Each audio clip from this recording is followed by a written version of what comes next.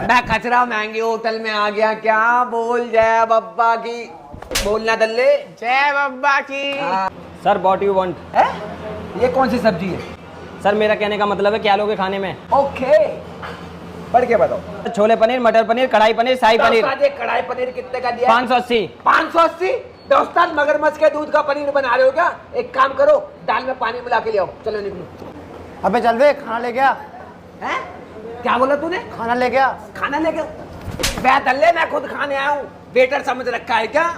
बैठल्ले, full कंजूसी कर रहे हो। 13वीं बार सलाद दे दिया, 14वीं बार तुम सलाद दे नहीं रहे। मैं दे दो, नहीं तो तुम्हारी कसम ब्लेड घिसवा दूंगा मैं यहाँ। बैठो वेटर, इधर आ। हाँ सर। ये देख, इसमें दाल बची है, कोने कोने से दाल निकाल के पन्नी में पैक कर दे, घर ले जाऊंगा। अगर नहीं की ना तो तेरी कसम यही फिल्म बनवा दूंगा मैं यहाँ। अबे क्या पिला दिया है खट्टा खट्टा? अरे सर ये पानी हाथ धोने के लिए था। तो पहले बताना